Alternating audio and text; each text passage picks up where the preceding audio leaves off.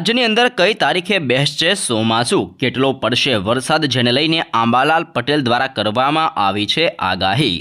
કાળઝાળ ગરમી વચ્ચે ચોમાસું ક્યારે બેસશે અને કેવું રહેશે તેના અનુમાનની રાહ જોવામાં આવી રહી છે।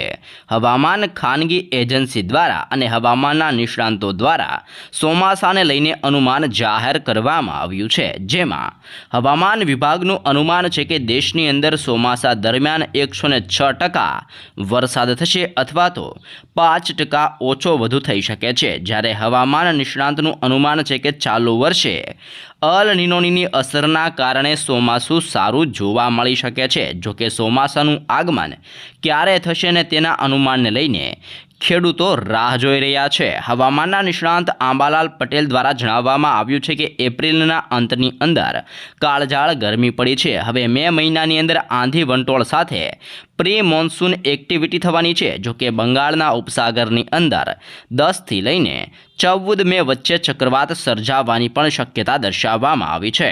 આંબાલાલ પટેલે વધુની અંદર જણાવ્યું છે કે ચાલુ વર્ષનું ચોમાસું અલ નિનોની અસરના કારણે સારું રહેવાનું છે। ચોમાસું સારું રહેવા પાછળ અનેક પરિબળો કામ કરતા હોય છે, પરંતુ તેમાંનું એક પરિબળ એટલે અલ નિનોની અસર। ચોમાસું અંદમાન નિકોબાર બેસી ગયા બાદ આગળ વધતું હોય છે અને દેશની અંદર કેરળની ચોમાસાની અંદર શરૂઆત થતી હોય છે। ત્યારે અંદમાન નિકોબારની અંદર 17થી લઈને 24 મે વચ્ચે ચોમાસું બેસવાનું અનુમાન મૂકવામાં આવ્યું છે। ત્યારબાદ કેરળની અંદર ચોમાસું 1 જૂન બાજુ બેસવાનું અનુમાન દર્શાવવામાં આવ્યું છે। હવામાનના નિષ્ણાંત આંબાલાલ પટેલે અનુમાન છે કે કેરળની અંદર ચોમાસું સમય કરતાં વહેલું બેસી જવાનું અનુમાન દર્શાવવામાં આવ્યું છે। કેરળની અંદર ચોમાસું બેસી ગયા બાદ મુંબઈ અને ત્યારબાદ ગુજરાતની અંદર દક્ષિણ ગુજરાતના ભાગોમાંથી ચોમાસાનું આગમન ગુજરાતમાં થતું હોય છે। ત્યારે ગુજરાતની અંદર 8 તારીખથી લઈને 14 જૂન વચ્ચે ચોમાસું બેસવાનું પણ અનુમાન મૂકવામાં આવ્યું છે। સામાન્ય રીતે ગુજરાતની અંદર 15 જૂન બાદ ચોમાસાનો વરસાદ શરૂ થતું હોય છે।